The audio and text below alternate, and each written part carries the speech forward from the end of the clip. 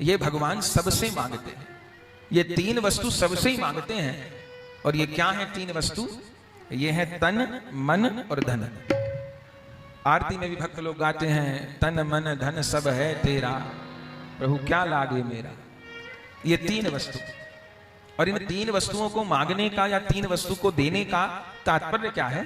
इन तीन में जो अपनी ममता है, इसमें जो पहला पग है, पहली जो देने वाली वस्तु है वो धन है। हम कहीं 100 रुपए देते हैं तो वो केवल 100 रुपए दान नहीं करते, उस 100 रुपए में जो आसक्ति है उसका भी दान करते हैं। पहली बात है धन। अब वो भी देना कठिन है, लेकिन किसी किसी के हृदय में उदारता होती है तो वो अपने धन को सेवा में खर्च कर पाते हैं। तो कठिन है पर अपेक्षाकृत सरल है। तो पहला पग है धन, पहली वस्तु है धन, उसको समर्पित किया। फिर उससे कठिन है दूसरा पग, वो है तन। कई बार आदमी धन तो सेवा में लगा देगा पर तन को नहीं लगा पाता। उसका अहंकार आड़े आता है कि मैं क्यों सेवा कर।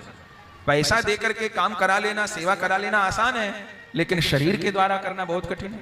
अब किसी का शरीर असमर्थ है, वो न कर सके तो कोई बात नहीं, लेकिन सामर्थ्य रहते भी करना न चाहे वो उचित नहीं। तो पहली वस्तु है धन, वो भी देना कठिन, पर कोई कोई दे पाते हैं। फिर उससे कठिन है तन, तन के द्वारा सेवा बने, वो और कठिन। कोई कोई तन से भी सेवा कर पाते हैं। फिर बात अटकती है तीसरे पग पर। यहां भी तीसरे पग पर बात अटकी।